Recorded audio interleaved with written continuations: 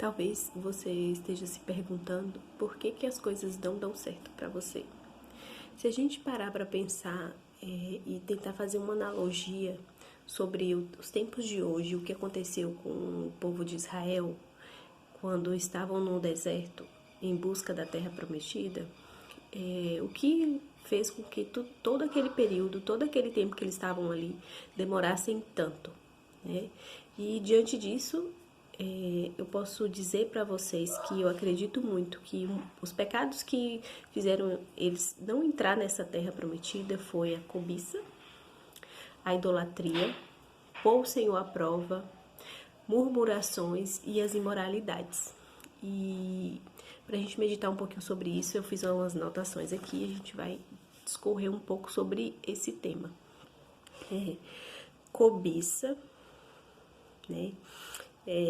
A gente colocar esse amor, é uma forma de amor pervertido. O que seria isso, né? Seria nós mulheres que muitas vezes a gente tem toda a autonomia dentro do nosso lar, de administrar a vida financeira, de comprar de acordo com as nossas vontades.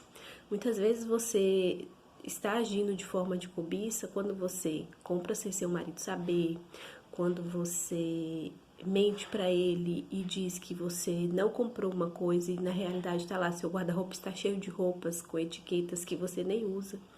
Essa é uma forma de cobiça, porque você está colocando o seu ego, o amor pervertido, né, como acima do bem maior que é o seu casamento. E nós temos também quando você não tem controle sobre você mesmo. Tem mulheres que muitas vezes deixam de cuidar da aparência, né, do seu corpo, não questão de vaidade, mas questão de saúde mesmo. E isso acaba afetando seus relacionamentos, porque estão acima do peso, não cuidam de arrumar um cabelo, de fazer uma unha, de fazer uma sobrancelha. E isso faz com que o seu parceiro, o seu cônjuge, olhe para você com um olhar que te afasta dele. E isso é uma forma dessa cobiça, né? De você cobiçar comer além do que você realmente precisa, de você cobiçar não precisar ir fazer uma atividade física para você se sentir melhor com você mesmo, para você ter autoconfiança quando você estiver diante de outras pessoas. Então, tudo isso muitas vezes afasta de você da sua terra prometida. E temos também a questão do egoísmo, que transforma, né, o pecado em uma prática habitual.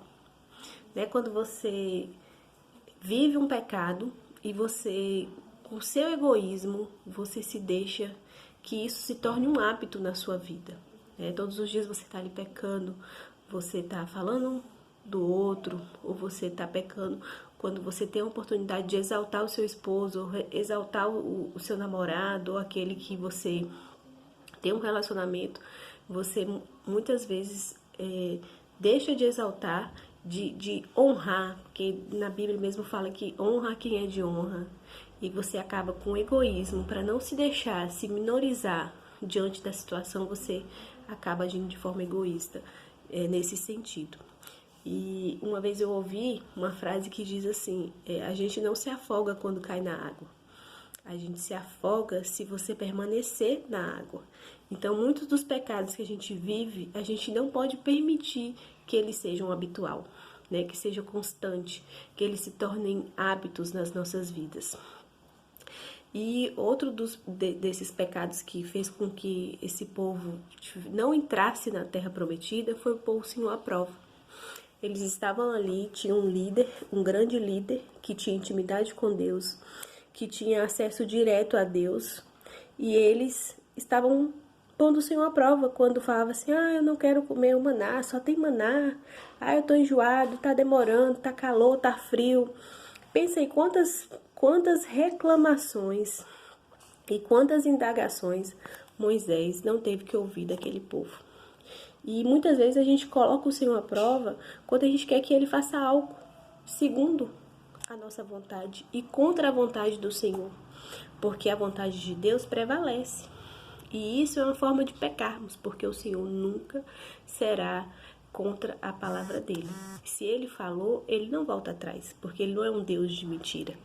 E a gente tem que estar sempre se policiando. Será que as minhas ações, os meus desejos, os meus anseios têm posto o Senhor à prova? Está de acordo com a vontade de Deus para a minha vida, para a vida da minha família, para o meu casamento, para o meu trabalho? Então a gente tem que estar muito atento a isso, porque muitas vezes a gente faz tudo isso sem perceber. E por isso que a gente tem que ter o cuidado de se policiar sempre, de se autoavaliar sempre. E outro pecado que afastou aquele povo da terra e que também pode estar te afastando é a idolatria, né? Muitas vezes tem pessoas que querem ser o centro das atenções, não porque as coisas acontecem naturalmente, ela se destaca porque ela age mais, ela fala mais, ela faz mais, ela demonstra mais amor para com as pessoas, mas porque ela anseia por isso, porque ela busca isso. Então, assim, quando você desejar ser idolatrada, cuidado, porque esse lugar de altar, de idolatria, ele é muito limitado. Ele vai limitar você de estar ali congelada, paralisada. E o Senhor te criou para mais que isso. Então você muitas vezes nesse altar de idolatria, onde você é idolatrada, o seu verdadeiro eu, seu verdadeiro interior, as suas verdadeiras qualidades, elas podem não estarem sendo demonstradas e destacadas. Então a gente tem que ter muito cuidado com isso. E eu acredito que um dos, não menor e nem maior, mas tão grande quanto esses pecados que não permitiu com que esse povo chegasse à terra prometida, foi as murmurações. Hoje temos vivido situações que muitas vezes nos põem em condição de murmuradores, né? E aquele povo reclamava muito. E fazer fofoca, falar mal do outro, de forma intencional, isso faz com que sejamos esses murmuradores. E o mais que tem que estar mais assim em evidência aos nossos corações é quando a gente estiver diante de uma situação em que nos coloca como murmuradores, é verificar e nos autoavaliar se estamos murmurando contra Deus. Porque muitas vezes você não observa que aquela sua reclamação, aquela sua insatisfação não é sobre o seu parceiro, não é sobre o seu chefe, não é sobre a sua família, sua mãe, suas irmãs, mas sim contra Deus.